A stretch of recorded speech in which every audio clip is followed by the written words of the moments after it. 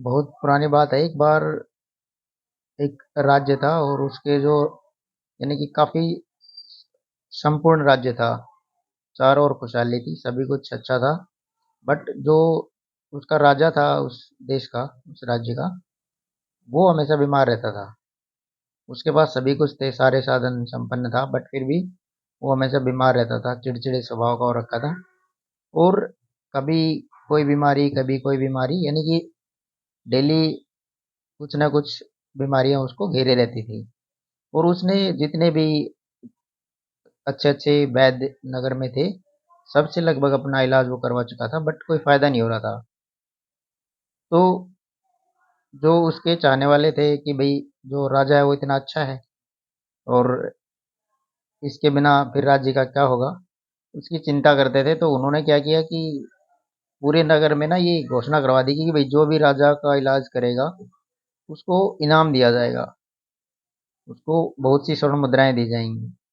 तो बहुत से वैद्य आते रहे, बट कोई फायदा नहीं हुआ। एक दिन क्या होता है, एक बूढ़ा आदमी आता है और वो कहता है कि मैं राजा का इलाज करूंगा।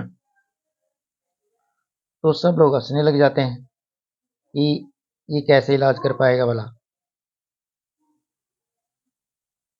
तो वो राजा के पास जाता है और उस राजा की स्थिति देखता है, उसकी हालत देखता है।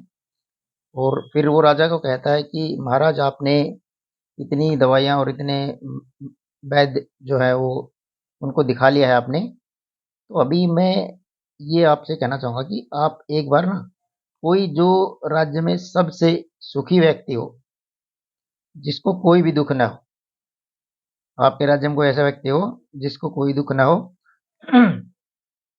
आप उसके कपड़े पहन लीजिएगा, आप ठीक हो जाएंगे। तो सभी लोग उसकी बात सुन के हंसने लग जाते हैं कि ऐसा कैसे हो सकता है कि भाई ऐसे कोई बीमारी कैसे ठीक हो सकती है। तो लेकिन फिर भी राजा ने कहा कि चलो इसकी बात मान लेते हैं। और उसने जो है अपने जो मंत्री थे, सैनिक थे, वो सब इस काम में लगा दिए कि भाई सभी लोग ढूंढ के लाओ कि कोई जो जिसको कोई भी दुख ना हो, बिल्कुल सुखी व्यक्ति हो ना, संपूर्ण, उसके कपड़े पहनने हैं राजा को।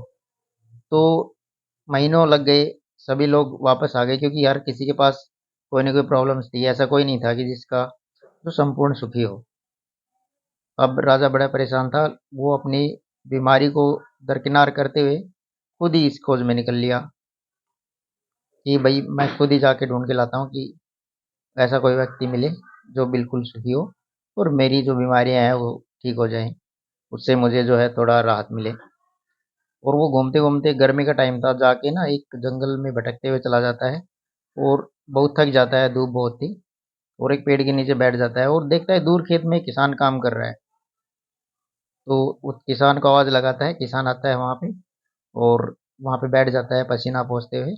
और वो बहुत खुश था। तो राजा उससे कहता है कि तुम इतनी धूप में काम कर रहे हो, क्या तुम्हें कोई परेशानी नहीं है? तो कह रहा है, नहीं नहीं, मुझे कोई परेशानी नहीं है, मैं अपनी जिंदगी से बहुत खुश हूँ, मेहनत करता हूँ और आराम से खाना खाता हूँ। तो कह रहा तुम्हें कोई परेशानी नहीं हो? कह रहा नहीं, मुझे कोई भी परेशानी नहीं है, मैं बिल्कुल स्वस्थ हूँ, खुश हूँ। अब राजा देखता है कि इसके कपड़े पहनने चाहिए, लेकिन वो तो सिर्फ एक धोती बांधे हुआ था। उसने तो सिर्फ एक लंगोट पहन रखी थी, धोती पहन रखी थी। अब राजा को ये बात समझ में आ जाती है कि इतने जो सुविधाएं हैं और जो है पूरे दिन यानी कि कुछ भी न करना, अपने शरीर को बिल्कुल आराम में रखना, यही मेन कारण है कि जो बीमारियां घेरे हुए हैं। तो राजा वहां से उठता है और चल देता है वापस। और उस दिन के बाद अपनी दिनचर्या को चेंज कर लेता है, परिश्रम करता है, काम में ध्यान लगाता है। जबकि जो जो भी उसके जैसे कि नाट्य देखना या बिल्कुल आराम में पड़े रहना, उस दिन से छोड़ देता है। तो कहानी का सार यही है कि जो आजकल की जो मॉडर्न जिंदगी हो गई है, मोबाइल्स या फिर आराम की जिंदगी हो गई है, जिससे हम शारीरिक श्रम कर ही नहीं पाते हैं, तो वो हमें करना चाहिए ताकि बीमारियों से बचे रहें।